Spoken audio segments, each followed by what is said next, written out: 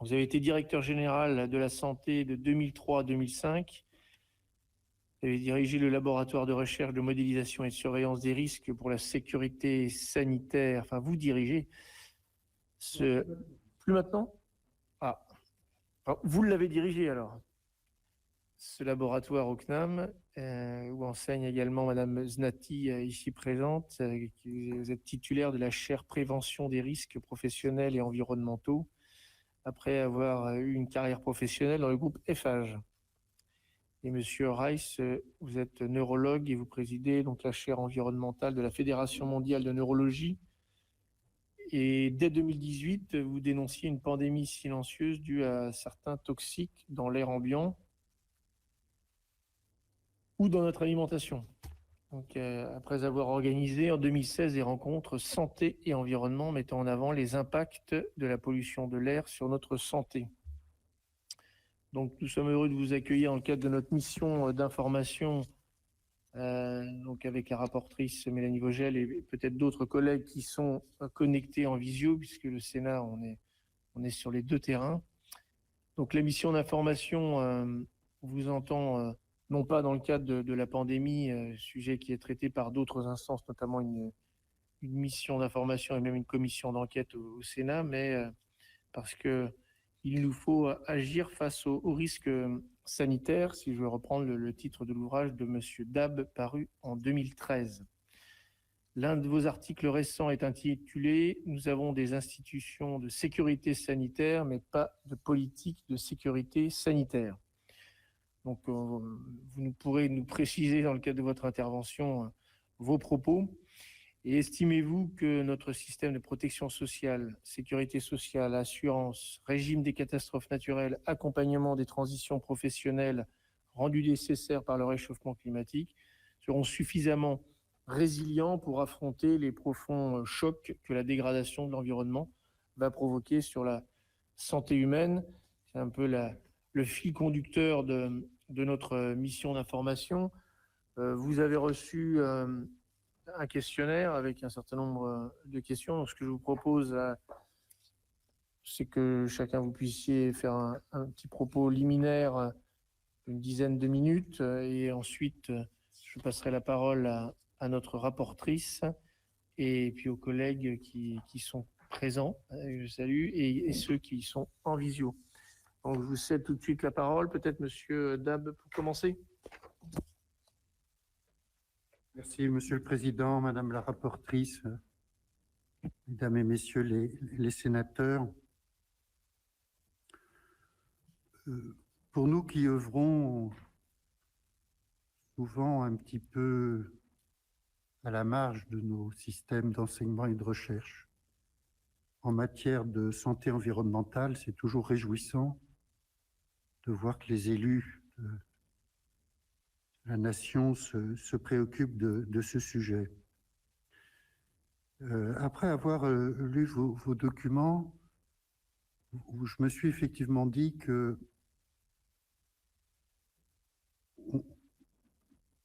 trois points de vue différents, complémentaires, pourraient vous aider. Un point de vue de politique publique, puisque j'ai eu à diriger la rédaction du premier plan national santé-environnement en 2004. Et bien entendu, je suis le sujet. Ensuite,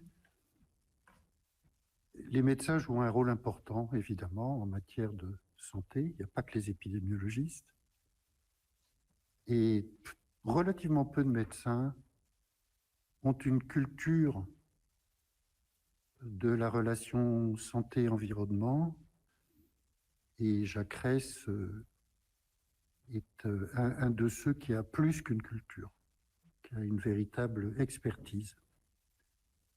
Et puis, moi, je suis maintenant professeur émérite du CNAM. Il y a une nouvelle titulaire de chaire qui vient d'arriver, qui a des projets de développement pédagogique, scientifique dans le domaine santé-environnement. Et c'est pour ça que je lui ai proposé d'être associé à cette édition, à cette audition. Alors, point de vue des politiques publiques, parce que quand même, votre préoccupation est fondamentalement une préoccupation de politique publique. Bon, ne le prenez pas mal. Je vais commencer par dire des choses assez critiques, mais vous n'y êtes pour rien. On a l'habitude d'une certaine résilience dans notre gauche. Bon. Jean-François Mattei m'a appelé à son cabinet en 2002 pour préparer une loi de santé publique. C'est la loi qui a été promulguée en août 2004. Cette loi, dans l'esprit du ministre, était une loi de procédure. C'était une loi de prospective. Il ne voulait pas un catalogue de recettes. Il voulait créer un processus de santé publique dans le pays. Donc c'est une loi de procédure. À l'appui de cette loi, il m'avait confié l'organisation d'une énorme concertation d'expertise et de société civile. Ce groupe avait fait un exercice de prospective d'où était ressorti un tableau de bord de suivi des questions de santé publique dans le pays. Le tableau de bord est annexé à la loi. Et puis, un certain nombre de priorités avaient été énoncées, arbitrées en réunion interministérielle, dont la santé-environnement. Lors du débat parlementaire, à l'Assemblée, en commission des affaires sociales, des députés ont demandé que ces objectifs soient revisités tous les 5 ans.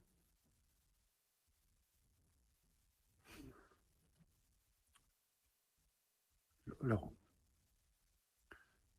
j'en ai parlé au ministre, bien sûr, en lui disant mon avis personnel, qui était que la représentation nationale s'intéresse rarement à la santé publique. Elle s'y intéresse à travers le PLFSS, bien sûr.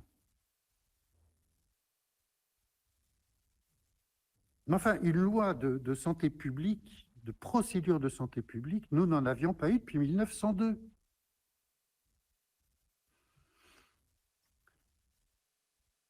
Et donc, voilà, j'étais assez sceptique. Mais le ministre m'a dit, mais non, justement, pour une fois qu'il y a une motivation des élus à s'intéresser et à investir le champ de la santé publique, il faut. Et donc, oui, on acceptera cet amendement qui dit que les priorités de santé publique sont révisées tous les 5 ans et font l'objet d'un débat au Parlement. Voilà, la loi a été largement votée, la priorité santé-environnement a été reconnue, j'ai reçu le mandat de préparer le premier plan national santé-environnement. Et les priorités de la loi n'ont jamais été révisées. Le sujet n'est jamais revenu à l'ordre du jour du Parlement. C'était la loi, hein, pourtant. C'est inscrit dans la loi. Pourquoi je vous dis ça? Je vous dis ça parce que votre sujet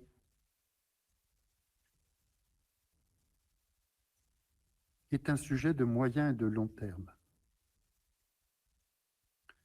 comme la santé publique. Et nous avons un problème, je pense, de continuité des politiques publiques.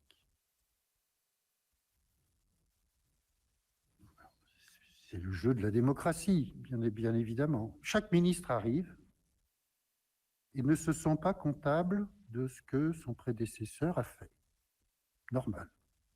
Sauf que là, c'était écrit dans la loi quand même. C'était quand même écrit dans la loi. Ce qui n'a soucié personne.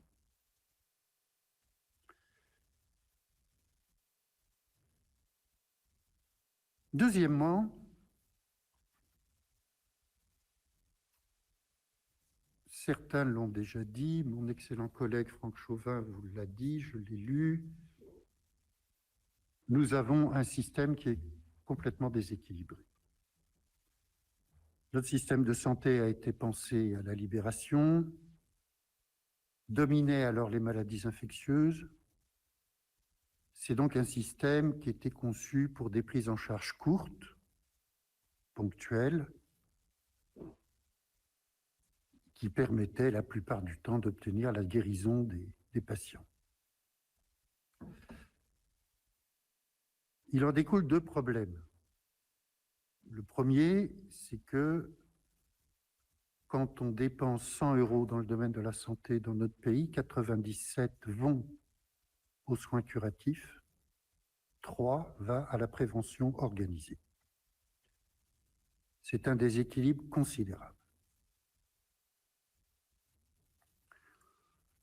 Le deuxième problème, c'est que j'entends que vous voulez, et c'est tout à fait fascinant et stimulant, penser une sécurité sociale écologique, c'est-à-dire une sécurité sociale du risque. Sauf que là, on saute une étape qui est que notre système de santé est mal armé pour prendre en charge les maladies chroniques.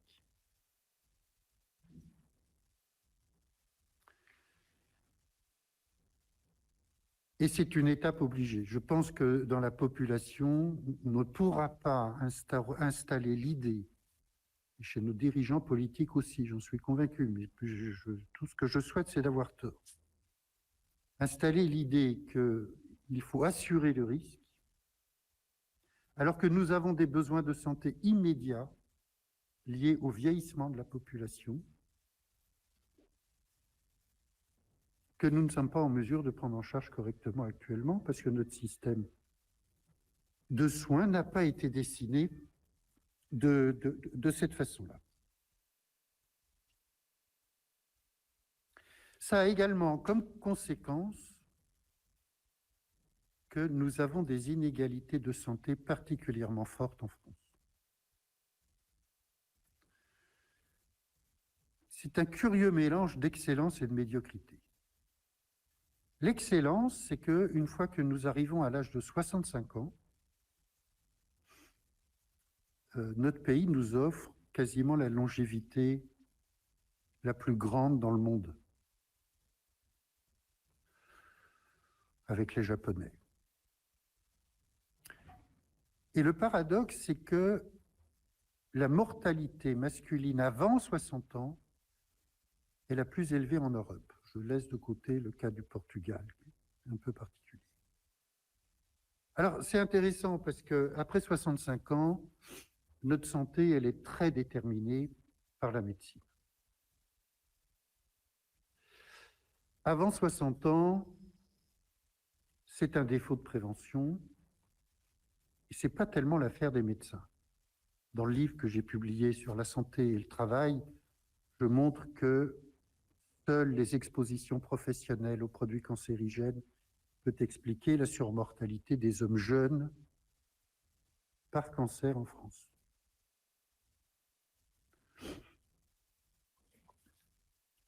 Prévenir les expositions professionnelles aux cancérigènes, ce n'est pas le travail des médecins. C'est le travail des préventeurs, Madame Znati va vous en parler. J'avance. Cette loi de procédure dont je vous parlais, la loi de 2004, a permis de développer l'idée de planification sur le moyen terme. Plan national santé-environnement, le plan national cancer voulu expressément par le président Chirac, le plan santé-travail. Bon. Les bilans de ces plans ont été faits après une quinzaine d'années.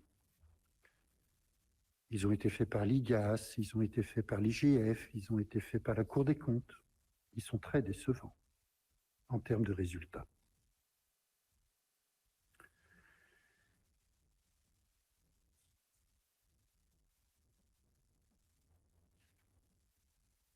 Le premier plan n'était pas bon. Son seul mérite, c'était d'être le premier.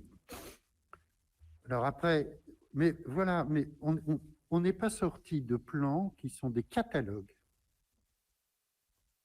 non budgétés, avec des répartitions mal définies, une absence quasi totale d'indicateurs de résultats. Je peux vous donner un exemple, enfin, je veux dire, ça montre à quel point tout ça pose des problèmes, je dirais, de crédibilité. Je parlais à une collègue d'ARS, une grande ARS. On échangeait sur le plan national santé-environnement, 4e édition. Extrêmement ambitieux, d'abord très intelligent, très bien construit,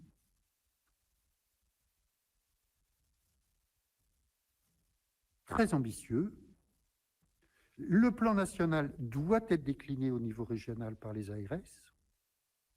Et je lui dis, mais tes crédits d'intervention sur santé-environnement, c'est quoi?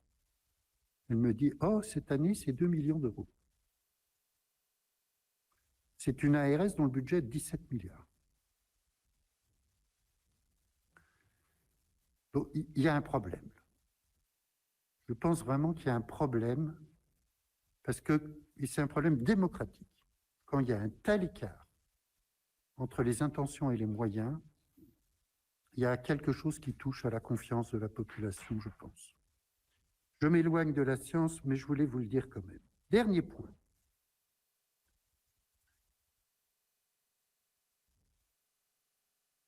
Le problème dont vous traitez, à mon avis, ne peut avancer que si l'État, évidemment ses partenaires, ses agences, l'assurance maladie, la sécurité sociale, se dotent d'une cartographie des risques.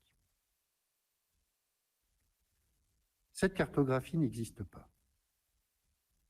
J'ai travaillé avec un certain nombre d'entreprises, de grandes entreprises. J'ai longtemps travaillé pour EDF avant d'aller au CNAM. Et j'étais dans le processus d'élaboration de la cartographie des risques d'EDF pour le volet sécurité sanitaire de la cartographie. Il n'y a pas une grande entreprise aujourd'hui qui peut imaginer son développement et sa survie sans disposer d'une cartographie des risques. Celle d'EDF était mise à jour tous les 6 mois, et tous les 6 mois, le COMEX en prenait connaissance et discutait de ses implications. L'État n'a pas l'équivalent. Alors, si on parle de sécurité sociale, écologique, sans avoir de cartographie des risques, franchement, je ne sais pas de quoi on parle. Bon, j'aurais encore beaucoup de choses à dire, mais je pense que j'ai déjà été trop long. Tout ça veut dire quoi? Tout ça veut dire que le risque n'est pas un objet de politique publique. Le risque au sens épidémiologique du terme, c'est-à-dire je m'intéresse et je probabilise ce qui n'est pas encore survenu, mais qui pourrait survenir. Évidemment, une telle cartographie ne peut pas relever du seul ministère de la Santé. Tous les ministères sont concernés. Tous. J'ai du mal à voir lequel pourrait ne pas du tout être concerné. Même le ministère de la Culture peut l'être. Je ne vois pas. C'est un processus qui doit être éminemment interministériel, vraisemblablement relevé directement du Premier ministre pour avoir l'autorité nécessaire. Je ne suis pas en train de dire qu'il faut créer un ministère des risques. Enfin voilà, je laisse ceux qui ont beaucoup d'imagination pour faire des organigrammes, imaginer quelque chose, mais c'est sûr que pour moi, votre projet ne peut pas avancer et il répond à un besoin que je partage s'il ne s'appuie pas sur cet outil. Voilà, c'était les principaux messages que je voulais vous dire en introduction, et peut-être que Jacques maintenant peut nous dire comment, du point de vue de la médecine, des principaux acteurs de la santé sur le terrain, on analyse ces problèmes.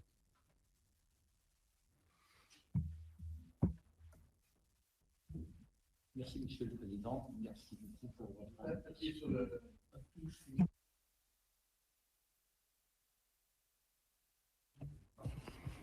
Bien.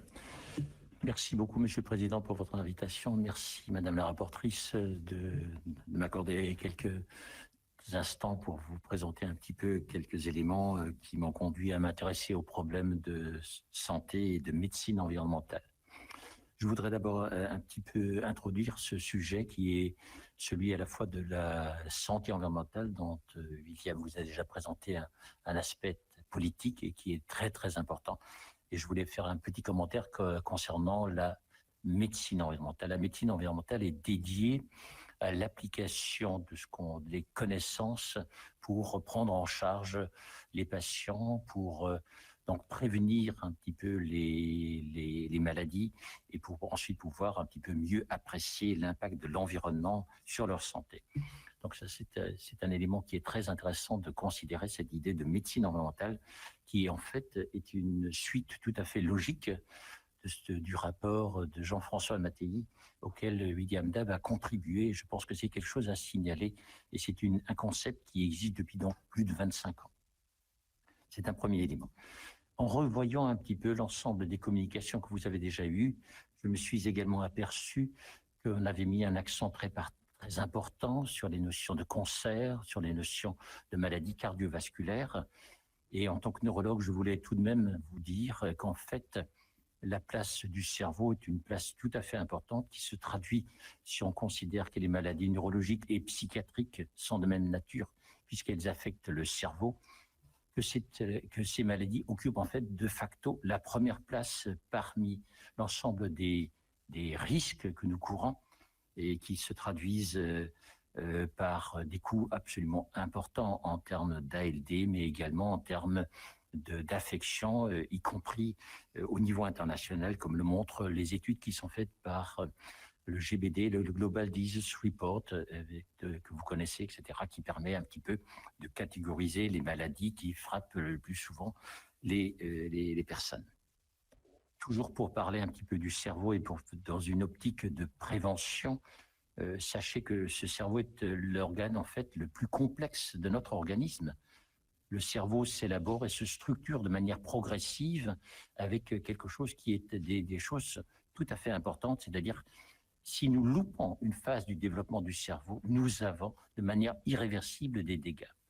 Donc c'est une chose qui est très très importante à noter, tout simplement parce que le cerveau se construit dans la période périnatale et dans la période fœtale, et que les expositions qui touchent les femmes enceintes et qui touchent l'enfant dès sa naissance sont des expositions qui risquent d'avoir des conséquences à l'âge adulte. C'est un petit peu comme ça qu'on commence à comprendre les maladies qui surviennent à l'âge adulte et auxquelles faisait déjà référence William, qui sont les maladies chroniques, qui portent un acronyme qui est celui de NDC, donc Non-Communicable Disease, qui est un concept qui montre bien que nous avons des maladies qui surviennent à l'âge adulte qui sont peut-être préparées beaucoup plus jeunes au moment de l'enfance. Ceci relève aussi d'un concept dont il me paraît important de parler, qui est celui du concept de DOHAD, c'est-à-dire l'origine développementale des maladies et de la santé. Et donc, c'est un point très important qui vous permettra, en plus de l'âge, de mieux comprendre cette pandémie de maladies chroniques que nous avons soulignées, qui constitue un des challenges majeurs immédiats de notre système de santé. Alors, le point qui me paraît très important également, qu'on vient de souligner, si vous voulez, c'est l'importance de de la formation des médecins qui a été évoquée par plusieurs de vos intervenants déjà. Et cette formation des médecins est en fait quasiment inexistante. Depuis le premier plan santé-environnement qui a été élaboré, comme le précisait William Dapp, en 2004, en fait, il y a eu très peu d'initiatives qui ont été prises. Et je pense que la faculté de médecine de Strasbourg a été la première à proposer ce type d'enseignants aux étudiants en médecine. Et nous avons donc une expérience qui date d'une dizaine d'années et qui nous permet de voir un petit peu quels sont les enseignements qui seraient souhaitables de faire à des étudiants en médecine. Nous avons fait récemment une réunion qui s'est tenue à Strasbourg de manière tout à fait brève en conférence Zoom, alors que nous avions prévu quelque chose d'un peu plus large. Et j'aurais beaucoup aimé que vous participiez à ce type de réflexion pour voir un petit peu quel peut être le contenu, comment il faut enseigner à la fois la santé et la médecine environnementale, qui sont en fait deux aspects d'un problème qui est tout à fait majeur. En fait, pour le médecin, se posent des questions très simples, qui sont celles de qu'est-ce qu'il peut faire quand une maladie est déclarée, puisque nous intervenons dans le système actuel sous forme de soins devant le constat d'une maladie. Et je voulais tout de même, là encore une fois, vous donner quelques exemples bien concrets. Vous savez que nous avons 15 millions de personnes qui sont hypertendues en France. C'est un des postes majeurs de dépenses en termes de médicaments. 3 millions qui sont probablement hypertendus, qui s'ignorent ou qui ne sont pas traités, ce qui fait 18 millions de personnes sur les 67 millions de Français que nous sommes. C'est un chiffre tout à fait considérable. L'hypertension artérielle prédispose à quelque chose qui touche le neurologue, qui est l'accident vasculaire cérébral. 150 000 cas par an, 40 000 décès annuels liés à un accident vasculaire cérébral. Une des causes reconnues, facile à traiter, est la quantité de sel que nous ingérons. Cette quantité de sel devrait être de nature physiologique de l'ordre de 2 grammes. Savez-vous que les Français consomment en moyenne entre 8 et 12 grammes par jour?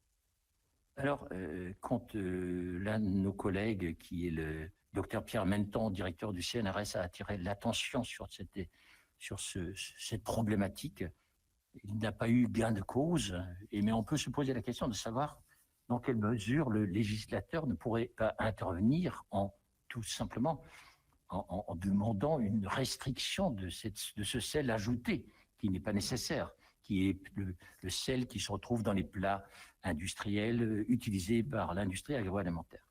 Vous voyez là, c'est un élément tout à fait simple où le médecin constate les dégâts, l'hypertension, les complications de l'hypertension. Je citais simplement l'accident vasculaire cérébral, mais il y en a tout plein d'autres, et où nous pouvons simplement faire ce qu'on appelle la prévention secondaire, constater et essayer de réduire ça. Et un des éléments là, clés, de nouveau, c'est l'étiquetage. Comment quelqu'un qui est hypertendu peut-il savoir quelle est la quantité de sel qu'il va ingérer? On peut le mesurer avec des éléments biologiques. Un autre exemple bien concret où le législateur a un rôle qui pourrait être utile, c'est de la qualité, bien évidemment, des aliments. Alors, quelle n'a pas été ma surprise de découvrir quand les pots alimentaires dans l'alimentation pour bébés contenaient des résidus de pesticides, notamment, de manière appréciable. Je vous ai expliqué tout à l'heure qu'un des éléments importants dans la période périnatale était d'exposer le moins possible nos enfants à des substances étrangères qui allaient modifier leur comportement, plutôt modifier la biologie de leur biologie. C'est le cas, par exemple, des perturbateurs endocriniens et des pesticides qui, évidemment, vont avoir une incidence importante sur leur devenir. Et là, encore une fois, que pouvons-nous faire? Nous allons constater à l'âge adulte des maladies qui ont été, je dirais quelque part, provoquées par une consommation importante qui est arrivée pendant une période périnatale, donc qui vulnérabilise ces enfants. C'est bien évidemment aussi le cas de la pollution de l'air, de la pollution de l'eau. Là, le législateur peut intervenir dans une prévention primaire et pas quand nous sommes en face d'un certain nombre de maladies. Il est évident que ce type d'information est une chose très importante qui concerne à la fois l'ensemble des décideurs politiques, pour apporter cette information, mais également l'éducation des médecins. Et ce sont un certain nombre de points qui sont abordés dans les cours qui sont proposés à la faculté de médecine de Strasbourg. Et donc là, évidemment, votre rôle est déterminant, puisque si nous souhaitons effectivement avoir une sécurité sociale qui puisse apporter une prévention, il faut apporter d'abord de l'information à toutes les parties prenantes, comme on le dit maintenant, mais également essayer d'agir pour apporter une prévention qui ne soit pas simplement secondaire, mais qui implique l'ensemble, comme le soulignait William Dab, l'ensemble des parties prenantes. La pollution de l'air n'est évidemment pas générée que par les individus. Elle est également générée par les industries, l'agriculture, les transports. Que pouvons-nous faire? Je dirais que c'est un peu désespérant d'avoir un malade qui a par exemple une maladie de Parkinson et que nous constatons, que nous essayons de soigner, mais vous savez que toutes les maladies neurodégénératives sont malheureusement irréversibles. Et donc c'est cette irréversibilité qu'on souhaiterait pouvoir diminuer en agissant en amont des risques et des dangers. Merci.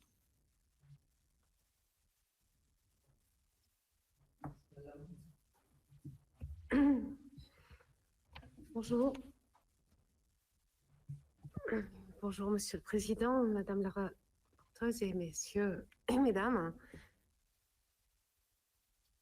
Merci de me donner la parole et j'aurais voulu apporter un regard plus entreprise, production. Et je voulais apporter une petite précision à la très belle présentation que vous avez faite tout à l'heure. Effectivement, bon, je suis ingénieure du CNAM. Récemment, j'ai pris la direction de la chaire que vous avez citée, prévention des risques professionnels et environnementaux. Donc, ce sont des sujets qui me concernent particulièrement. Mais préalablement, effectivement, j'ai exercé pour le groupe FH, mais d'autres également, le groupe Total, etc. Et ma spécialité, enfin, j'ai eu la chance d'œuvrer sur des grands projets de grande dimension, en particulier sur des transports gaziers, des extractions pétrolières ou des bâtiments complexes, de leur conception jusqu'à leur mise en œuvre et leur réalisation. Et j'ai pu effectivement être témoin de l'évolution pendant de nombreuses années, justement de la santé des salariés, puisque mon rôle était de faire de la prévention de la santé des salariés, prévenir les risques et réduire un maximum les risques, que ce soit des risques professionnels ou également l'impact des actions des entreprises, des activités des entreprises sur l'environnement et de l'environnement sur les salariés, forcément. Et alors même si tout ça est déjà l'impact environnemental sur la santé des salariés du monde du travail est déjà assez bien documenté, pour moi, je trouve qu'aujourd'hui, les entreprises sont encore beaucoup trop contraintes par un modèle ou par une stratégie ou une survie économique. Vous le citiez pour Monsieur Ray citait pour l'agroalimentaire, mais c'est valable dans de nombreux domaines. Que faut-il choisir? Est-ce que c'est la santé de l'environnement des salariés ou est-ce que c'est la survie de l'entreprise par une performance économique? Et je pense que là, il y a une grande difficulté de choix. Il y a une grande difficulté de choix. Pourquoi, effectivement, mettons beaucoup de sel dans les plats, éduquer les goûts des gens comme ça?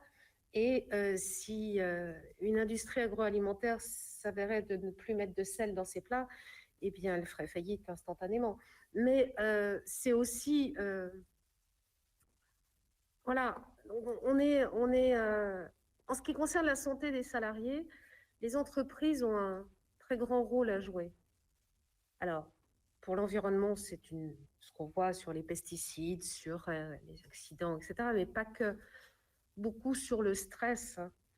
Les gens sont déjà très impactés par l'environnement de vie, que ce soit les catastrophes naturelles, même pas parler de la pandémie, puisque ça nous a quand même tous beaucoup impactés, beaucoup secoués, mais aussi les infections alimentaires qui nous entourent et qui nous impactent très souvent. Bref, les salariés qui finalement représentent quand même une grande partie de la population ne sont pas dans un climat serein de travail. Et finalement, en étant salarié, prendre conscience qu'on travaille dans une entreprise qui va polluer ou qui ne mesure pas la consommation énergétique ou de matières premières qu'elle use. Il y a parfois un gaspillage énergétique, de l'eau, tout simplement, de l'eau pure, l'eau consommable. Est-ce qu'on a aujourd'hui conscience de son utilisation et de sa rareté, qui devient de pire en pire? On voit, nous, dans nos pays, on va dire riches et développés, on a certainement moins de vision. En France, on ne se rend pas forcément compte. Mais pour avoir suivi des projets et donc vu des populations un petit peu aux quatre coins du monde et dans des pays pétroliers ne sont pas des pays des plus riches ni des plus développés, riches peut-être, mais pas riches en population en tout cas. Ils ont conscience de la rareté des choses et de la difficulté de conserver une bonne santé.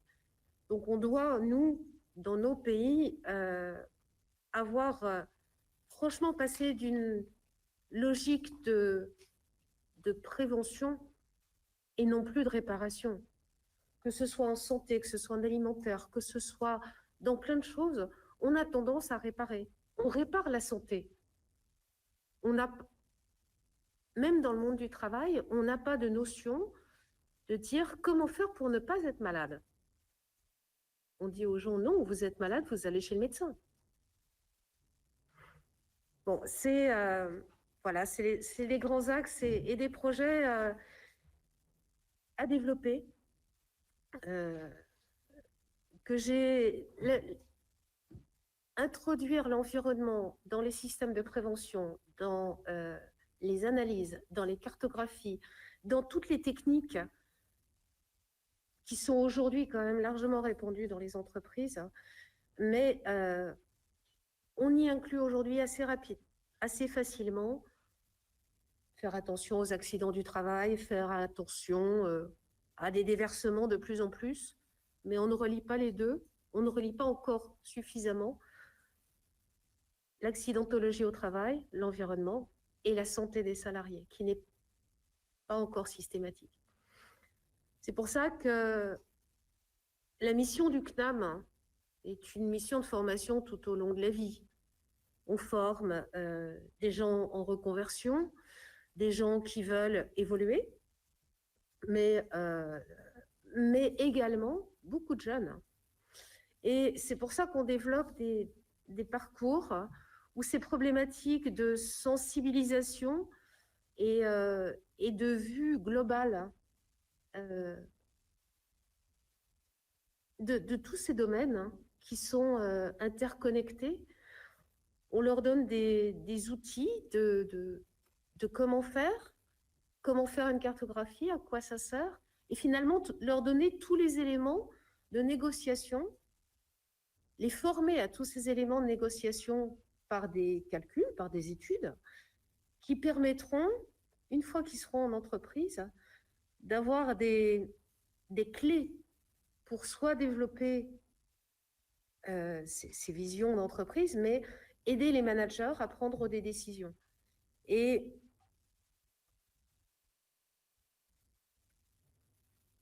l'environnement n'est pas suffisamment présent aujourd'hui.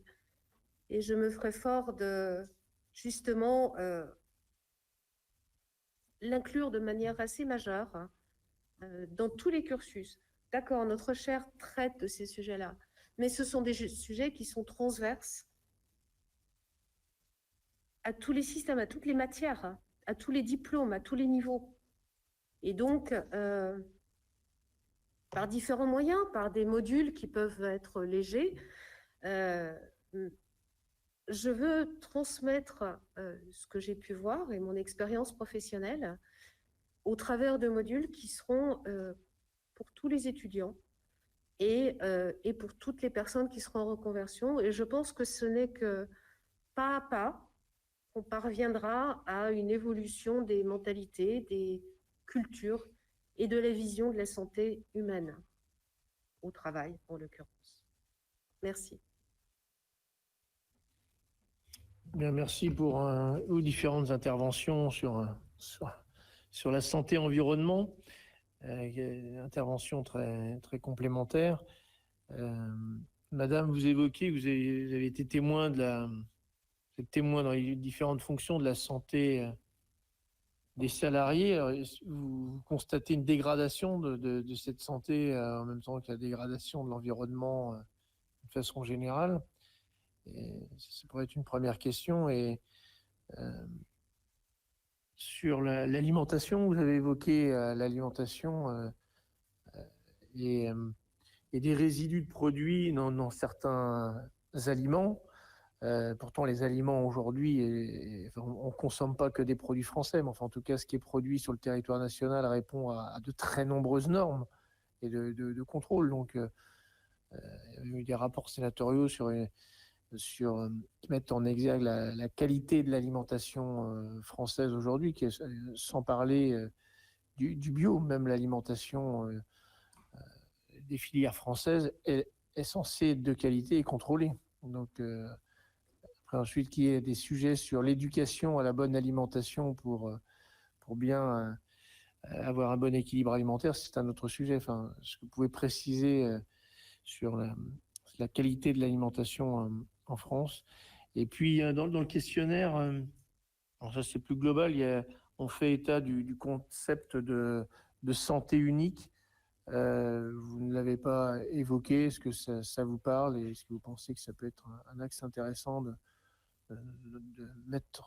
d'avoir une mise en œuvre plus opérationnelle de ce concept?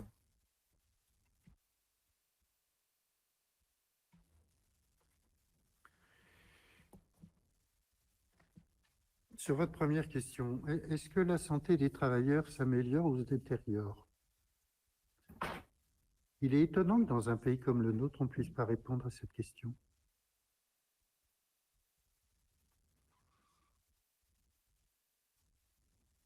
La seule source de données exhaustives que l'on ait, ce sont les accidents de travail, dont la déclaration est obligatoire.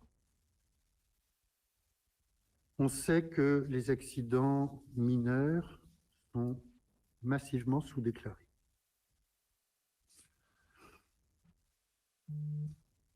Donc la loi n'est pas respectée.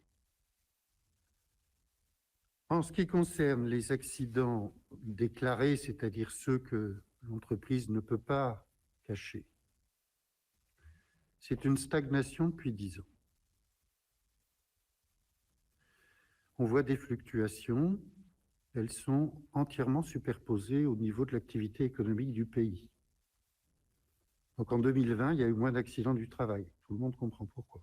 Le risque, le taux est inchangé. Aucun progrès de prévention n'est visible au niveau macroscopique national. Pour le reste, on a des études qui sont partielles. Est-ce que le niveau de stress d'origine professionnelle est plus élevé aujourd'hui qu'il y a 10 ans? Aucune étude n'existe en France pour répondre à cette question. Il n'existe aucun système de surveillance. On passe un tiers de notre vie à travailler. Les expositions professionnelles sont à l'évidence un déterminant majeur de notre santé. Pour vous montrer à quel point c'est une déshérence, vous le savez, la loi du 2 août 2021 a renforcé d'ailleurs ce volet-là. Les entreprises ont l'obligation de faire un document unique d'évaluation des risques.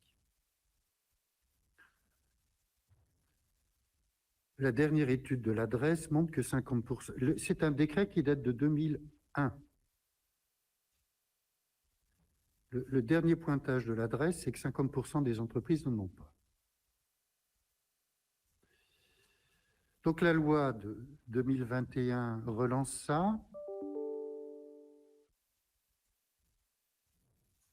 propose sa numérisation, très bonne chose. Mais malgré les suggestions qui ont été faites,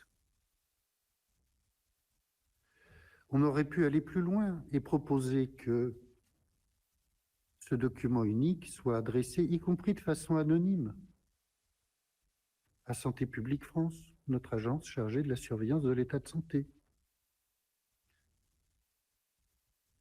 Et Santé publique France pourrait nous dire chaque année, voilà où en est l'exposition aux cancérigènes, ou aux substances mutagènes, ou aux substances toxiques pour la reproduction, au bruit, aux solvants, etc., etc.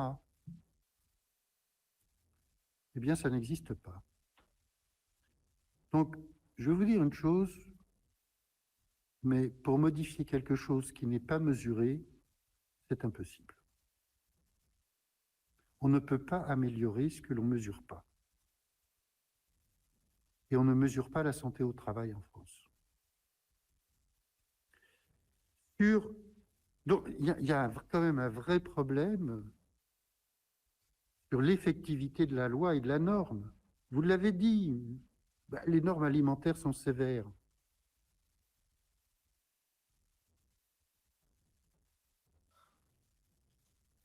Quand on regroupe les forces de la DGAL, de la DGCCRF, des ARS, et même allons jusqu'à l'inspection du travail, ça ne fait pas énormément de monde pour contrôler tout ça.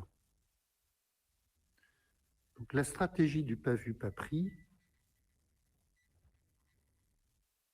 soit comme chef d'entreprise, vous avez des valeurs, et beaucoup en ont, heureusement. Soit vous avez les contraintes économiques et de concurrence effrénée qu'évoquait le professeur Znati, et vous avez une marge tellement faible que vous allez chercher là où vous pouvez réduire vos coûts. Et là, la stratégie du pas vu, pas pris, elle est très tentante puisque votre probabilité d'être contrôlé est très faible.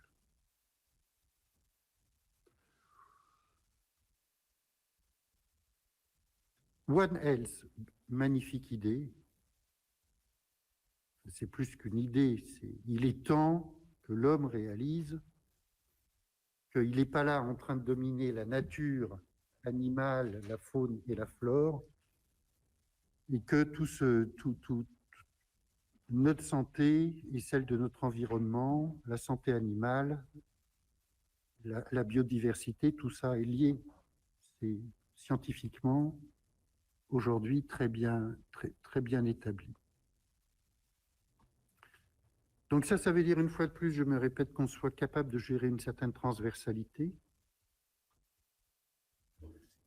qui est un peu difficile dans notre système qui reste de conception napoléonienne. Et à l'époque, je vais vous dire, à l'époque, c'était génial. Le choix d'intégrer dans l'appareil d'État nos meilleurs élèves et nos meilleurs ingénieurs, polytechniciens, centraliens, c'était absolument génial. C'est là-dessus que le développement économique du pays a reposé. Son industrialisation, ce qui a fait de la France un grand pays, c'est ça. Ces gens-là étaient absolument performants pour transformer des certitudes en force de production. Le problème du One Health, le problème de la sécurité sociale écologique, c'est comment je gère l'incertitude. Sur la plupart des sujets que mon collègue a évoqués, est-ce qu'on connaît la cause ou les causes de la maladie de Parkinson? Non. On a des hypothèses. Est-ce que les pesticides jouent un rôle? Il y a une plausibilité épidémiologique. Est-ce que c'est une causalité établie de façon dure? Non. J'ai travaillé sur le dossier de la chlordécone, présidé le conseil scientifique, puis j'ai lancé un certain nombre de choses quand j'étais directeur général de la santé. Est-ce que la causalité de la chlordécone sur le cancer de la prostate est une relève de la preuve épidémiologique. La réalité, c'est non. On en a pourtant fait, vous l'avez vu, une maladie d'origine professionnelle avec un tableau qui en atteste. Ce qui ne me choque pas du tout. Mais la question à se poser, c'est comment dans notre État,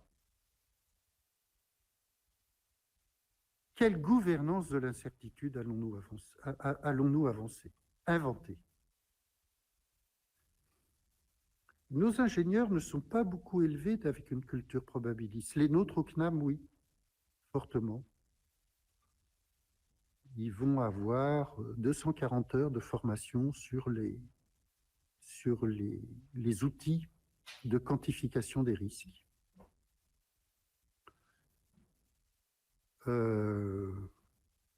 Mais dans les écoles d'ingénieurs, même les grandes écoles d'ingénieurs, c'est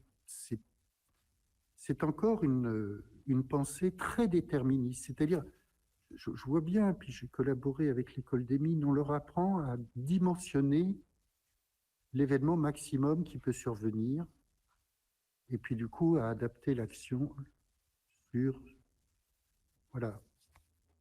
sur ce scénario-là. Sauf que ce scénario-là, couplé à un principe de précaution dont on ne sait pas très bien où il commence et où il s'arrête, alors même que j'en suis un défenseur, hein, ne prenez pas mal ce que je dis, va forcément, encore une fois, rencontrer une logique économique. Quelle est la part de la richesse que nous sommes prêts à mettre pour la sécurité, au sens large? Donc la question de la gestion de la certitude, à la fois la gestion scientifique et la gestion démocratique, est une question cruciale dans le monde d'aujourd'hui parce que notre monde fabrique des incertitudes comme jamais nous n'avons pu le faire. Regardez les nanotechnologies. Regardez cet outil que peu d'entre nous utilisions il y a 10 ans. Le niveau d'ondes radiotéléphoniques auquel nous sommes exposés. Regardez le problème. On n'a pas fini d'évaluer la 2G. On est en cours d'évaluation des risques de la 3G. Les études sur la 4G commencent tout juste et on vient de passer à la 5G. Donc, entre les avancées technologiques et nos capacités d'évaluer les risques, il y a un écart qui est abyssal. Donc ça, c'est une grande difficulté. Alors, si on prend maintenant ça de façon One Health, qui rajoute quand même une bonne couche de complexité, alors la question à se poser, c'est a-t-on les forces scientifiques en France pour prendre un tel enjeu? Globalement, oui, bien sûr. Mais sont-elles organisées pour traiter un enjeu de cette taille-là? Je ne le crois pas, pas encore. Enfin, on ne peut pas réfléchir le One Health pays par pays. Ça n'a juste pas de sens, évidemment. J'enfonce une porte ouverte. Et donc la question que vous posez derrière,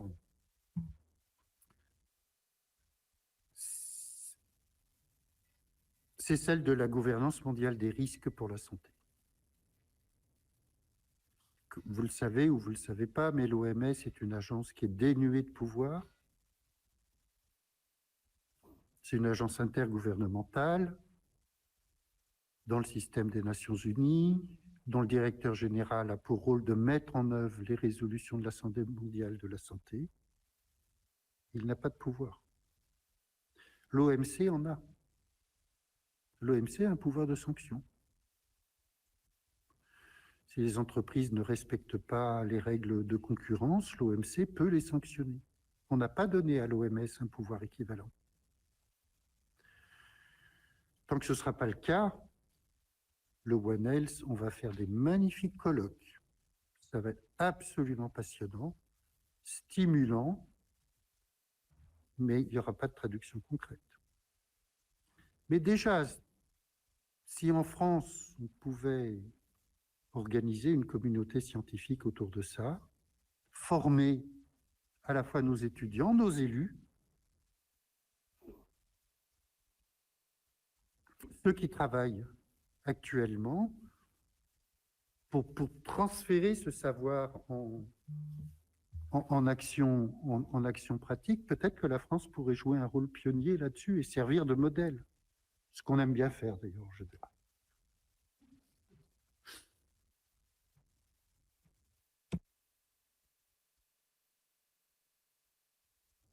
Notre rapportrice a peut-être sûrement même des questions. Oui, merci Monsieur le Président. Bon, je vois qu'il est déjà 18 h, mais donc je vais essayer de faire court, mais en réalité j'ai plein de questions. Alors, je vous les pose peut-être en même temps et de façon non dirigée, comme ça vous répondez, enfin celles et ceux qui considèrent être les plus à même de répondre répondent. La première, donc c'est sur, vous avez dit, bon, le premier problème, c'est qu'on n'a pas d'outils d'évaluation des risques. Donc, en gros, faire une politique pour prévenir de risques qu'on connaît mal, c'est prendre le problème à l'envers. Et donc, d'abord, il faut mieux cartographier les risques. Donc, ça, je comprends bien. Mais je voulais savoir quelles étaient les recommandations pour mieux connaître les risques. Vous avez parlé de, par exemple, le fait que les entreprises puissent communiquer aux autorités publiques l'exposition à certains polluants et que ça puisse être une des données qu'on ait. Il y a beaucoup d'autres types de risques. Je pense notamment, je sais pas, au bruit des autoroutes, à des risques qui sont liés non pas que aux activités des entreprises, mais aux risques climatiques, changement de température, etc., qui peuvent nécessiter que ce soit autre chose que des alertes ou des informations partagées par des entreprises. Qu'est-ce que vous pourriez voilà, nous en dire un peu plus sur la manière dont vous voyez la façon dont on pourrait mieux cartographier les risques?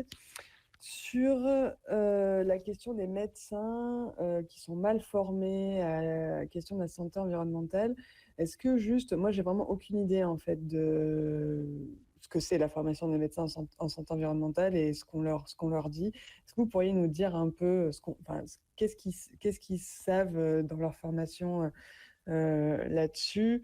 C'est vrai que pas pour parler de ma vie personnelle, mais moi je sais que par exemple j'ai été une fois confrontée, j'ai de fortes allergies à des tests d'allergènes, et je m'étais rendu compte à ce moment-là que par exemple on testait des produits, des fruits, légumes, etc., mais qu'il n'y avait pas par exemple l'idée que peut-être, parce que je leur avais demandé est-ce que ces fruits et légumes sont bio ou pas, et ils me disaient on ne sait pas.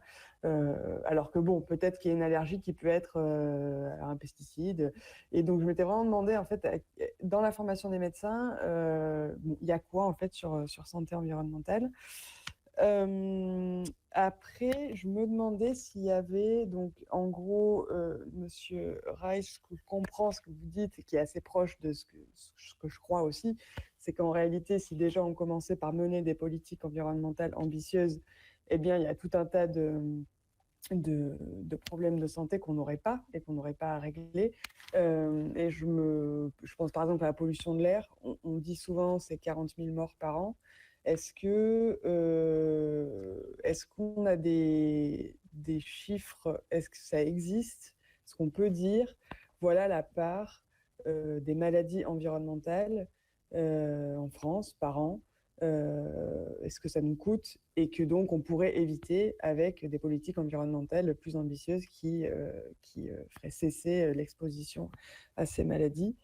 Et oui, sur les salariés, je me demandais s'il y avait, vous avez parlé de, bon, moi je crois que c'est justement sur le sel dans les produits préparés.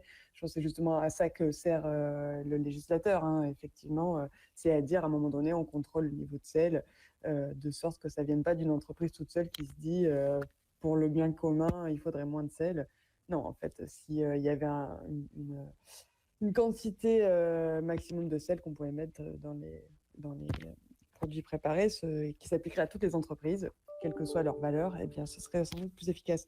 Mais je me posais la question, vous avez parlé des salariés qui sont pas bien parce qu'ils travaillent dans des entreprises, donc ils ont conscience qu'elles participent au risque climatique. Est-ce que vous avez des données sur le phénomène d'éco-anxiété dans les entreprises? Et est-ce que vous avez des données, vous parliez de formation pour les reconversions, est-ce que vous avez des données sur la part de salariés qui travaillent dans des secteurs particulièrement polluants, particulièrement dommageables pour l'environnement, qui souhaitent se reconvertir? Voilà, c'est déjà beaucoup de questions. Je vous laisse avec cette masse de questions.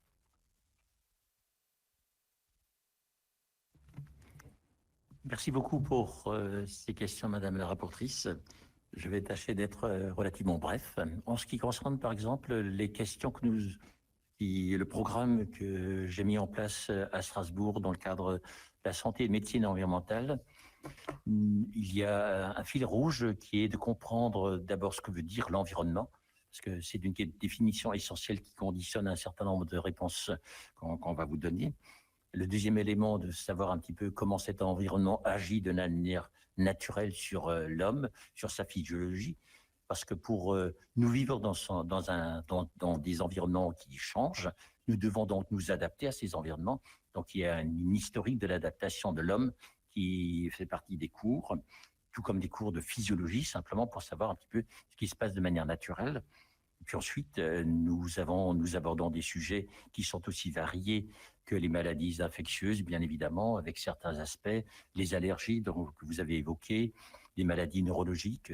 Par exemple, je fais un cours sur la maladie des prions et j'ai pensé qu'il était absolument indispensable que les étudiants aient quelques notions concernant les aspects juridiques sociétaux, avec des sociologues qui interviennent, des géographes de la santé, et également une formation sur les éléments juridiques concernant la santé environnementale. Donc il y a tout un programme. Je tiens à votre disposition des éléments de ce qui se fait à Strasbourg, une publication récente que nous avons faite avec William Dab et qui concerne justement cette question de la santé environnementale. Vous avez évoqué des problèmes d'allergie.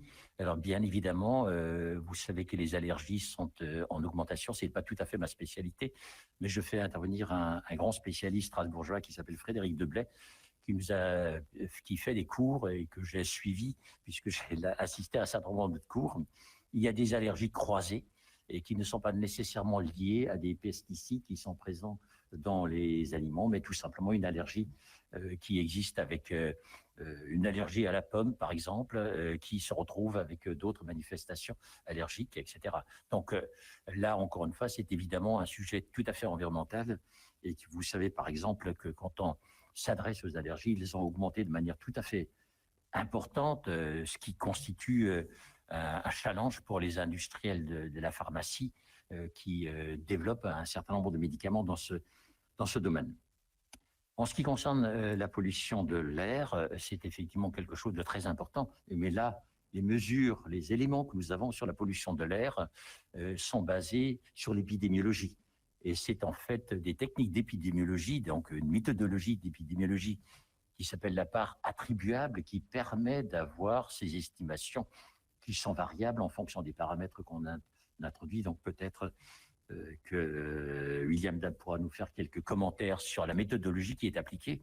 Mais comme je dis souvent, nous avons rarement un patient qu'on autopsie en disant ça, il est mort de la pollution de l'air. Non, on sait que la pollution de l'air, comme on l'avait déjà expliqué précédemment, est un élément qui contribue à un moment donné, et que la manière d'approcher les causes des maladies et de manière globale, les causes sont souvent multiples. Il y a peut-être un facteur favorisant et finalement un facteur déclenchant qui fait que nous nous retrouvons dans une situation de cause létale.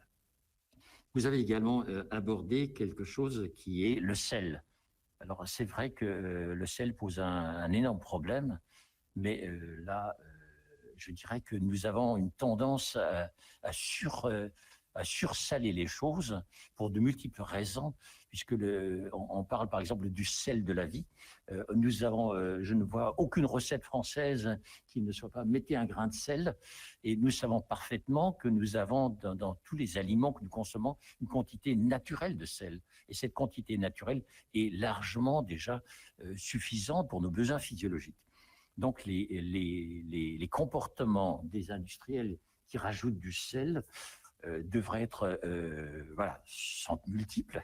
Je ne reviendrai pas pour cet élément pour savoir quelle est la multiplicité des arguments, mais il faut simplement savoir que physiologiquement, nous n'avons pas de détecteur de sel, donc nous nous déshabituons très très rapidement à manger des aliments moins salés. Donc c'est quelque chose qu'en l'espace de 3-4 semaines, donc nous nous déshabituons très très rapidement à manger des aliments moins salés. Donc c'est quelque chose qu'en l'espace de 3-4 semaines, vous mangez beaucoup moins salé.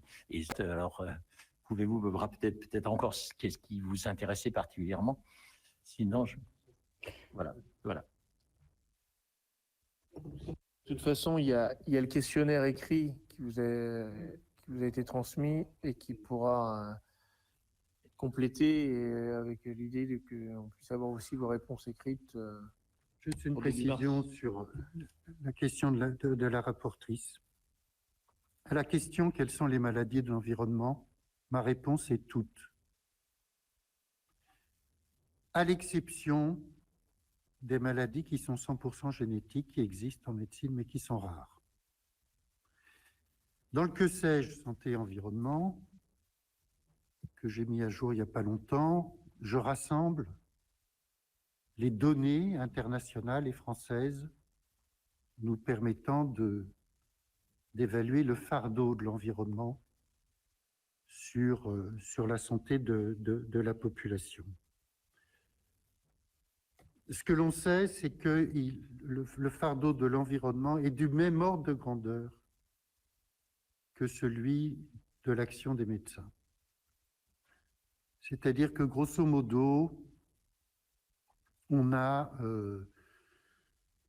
une partie de notre santé qui est génétique, d'origine génétique. Il y a une partie qui est liée à nos comportements, qui est une partie importante.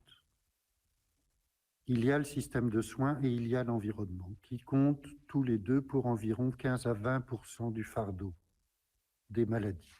On ne peut pas être plus précis actuellement. Comment faire une cartographie des risques? Je vais vous dire. Au CNAM, c'est 60 heures de cours.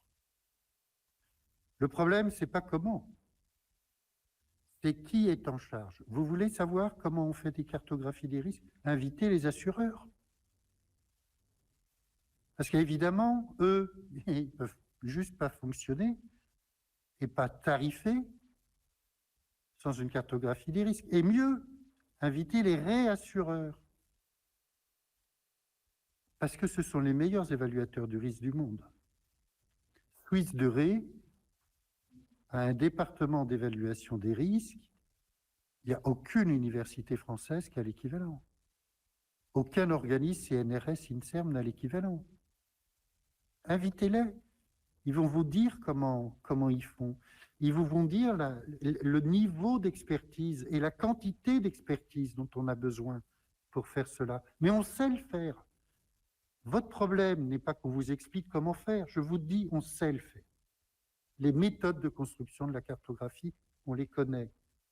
Maintenant, qui, dans quel endroit, qui donne l'impulsion, qui est en charge de faire? C'est ça le problème qu'il faut résoudre. Mais si on décide de ça, la France est parfaitement dotée en médecins, en épidémiologistes, en statisticiens, en informaticiens, en gens qui savent gérer le big data. Il n'y a aucun souci, nous avons toutes ces compétences. Il faut les orienter et les organiser sur ce but-là. Invitez Suisse de Ré, ils vont vous dire ce que le département d'évaluation des risques chez eux représente. C'est plusieurs centaines de personnes.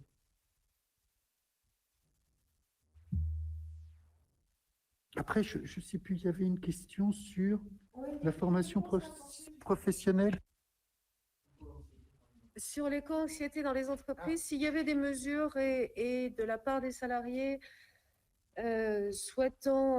travaillant dans des entreprises polluantes, si j'ai bien compris, souhaitaient leur reconversion, Bon, malheureusement, je n'ai pas de données chiffrées, mais je peux rechercher, pas là tout de suite, mais je chercherai.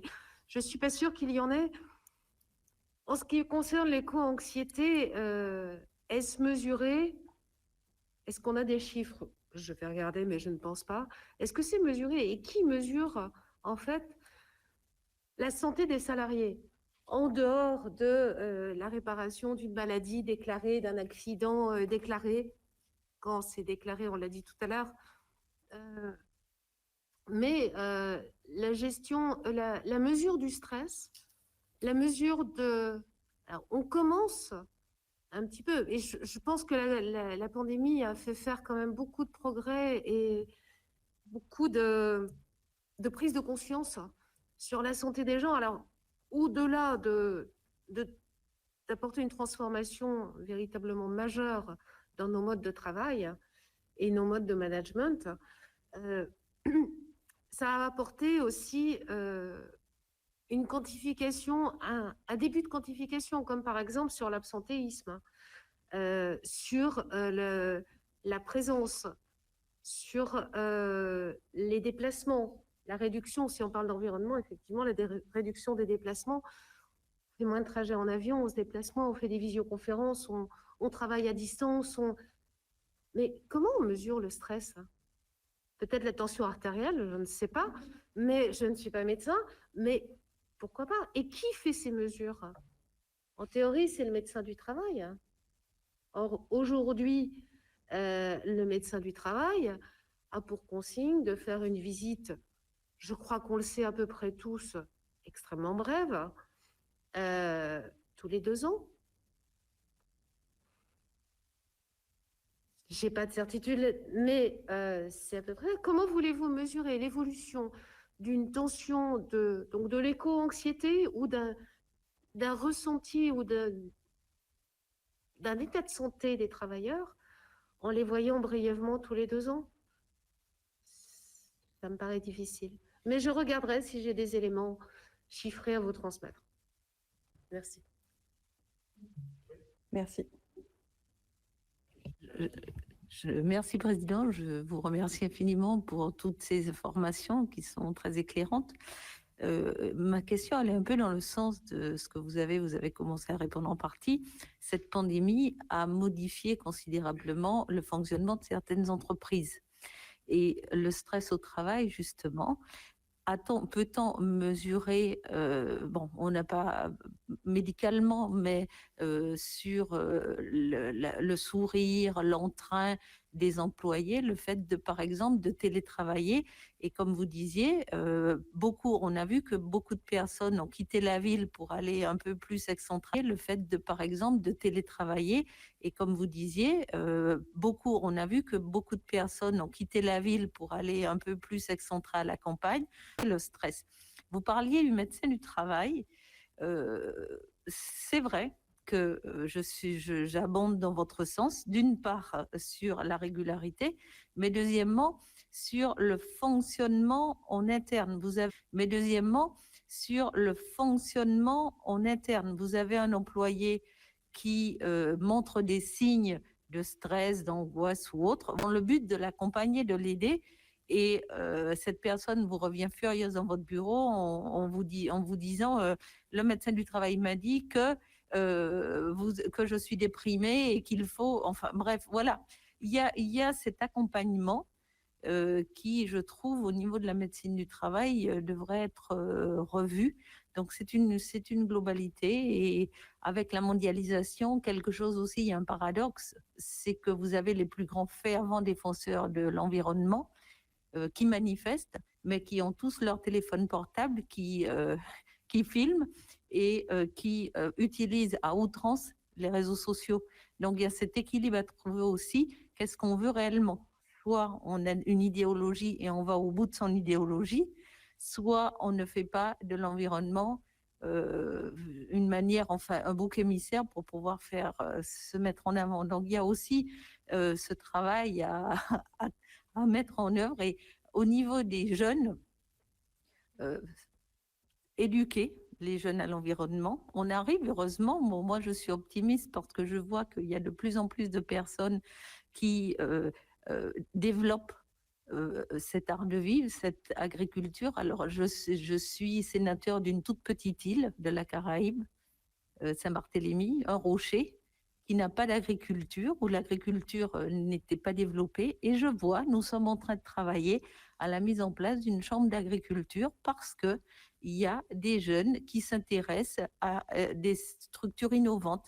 Donc, de l'agriculture bio, aller vers... il y a de plus en plus de personnes qui ont leur poulailler. Enfin, je suis agréablement surprise de ce mode de vie qui est en train de se mettre en place dans cette petite île. Donc, c'est vrai qu'on a peut-être, et les personnes qui quittent la ville pour aller à la campagne, évidemment, ils ont aussi des poules, des lapins, bref, peut-être que c'est une amorce pour les générations futures et qu'on pourrait servir, mais je vous rejoins dans vos inquiétudes.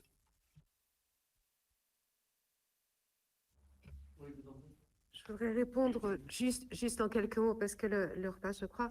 Je pense que vous avez tout à fait raison. Et puis, petite anecdote, il ne s'est jamais vendu autant de poules et de coqs que pendant la pandémie. Ça a été une explosion de partout. Tout le monde voulait des poules et des coqs. Bref, ça, c'est l'anecdote. Mais j'ai le sentiment qu'on a, si on regarde un petit peu dans l'histoire, ne serait-ce qu'il y a 50, 70 ans, où on vivait des crises majeures et la guerre, etc., les gens vivaient simplement à l'économie, en prévention de leur environnement, en faisant attention à tout. On a eu une grande expansion extraordinaire pour nous tous.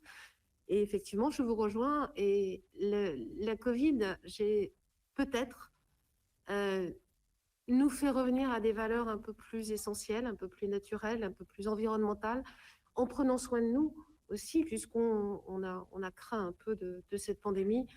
Et c'est peut-être un bienfait qui nous est arrivé. Merci. Est-ce que notre rapportrice a d'autres... ou sinon, on va peut-être lever la... Si elle est toujours là. Oui. Oui, je suis toujours Oui. là, mais je n'ai pas d'autres questions. Très bien, merci. Est-ce que je peux peut-être juste intervenir alors plus pour une remarque et avoir votre Martine. sentiment, c'est possible? Oui. Oui, Martine. Je n'ai pas la liste des Martine Berthet, vas-y. Je laisse la parole, Merci. Martine. Merci beaucoup. Donc oui, moi je voulais dire quand même que beaucoup de choses ont été mises en place ces dernières années, ont été faites pour aller dans le bon sens. Je pense aux entreprises et à la RSE que beaucoup ont mis en place. Enfin, c'est quand même une belle évolution, cette responsabilité sociale et environnementale pour les entreprises. Je pense aux documents uniques, même si effectivement toutes ne l'ont pas encore mis en place. En tout cas, c'est aussi une avancée. Nous avons dernièrement voté une nouvelle loi pour la santé au travail, justement pour pallier ces insuffisances dont vous avez parlé.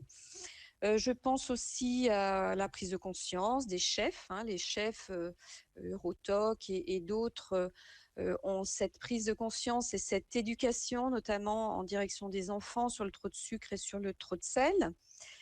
Je pense aussi aux plans territoriaux, que ce soit pour l'air ou les plans alimentaires territoriaux qui sont mis en place par nos intercommunalités. Donc tout ça représente quand même beaucoup de choses qui vont dans le même sens pour une meilleure santé de tous. Alors est-ce que l'on commence déjà à en voir les effets? Peut-être que vous pourriez nous le dire.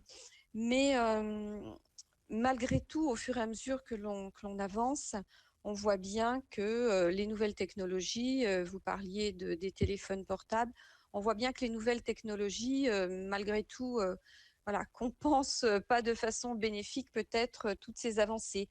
Donc, est-ce qu'il faut faire une marche arrière par rapport à tout ça? Je ne crois pas qu'il faille être non plus régressif sur toutes ces avancées technologiques que l'on peut avoir.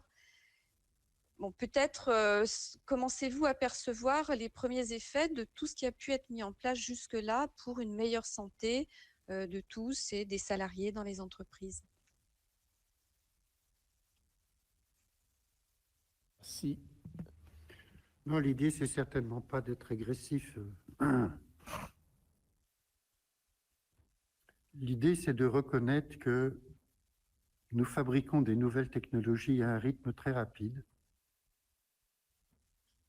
et que nos capacités actuelles d'évaluation des risques sont décalées par rapport à ces évolutions technologiques, ce qui crée de l'incertitude.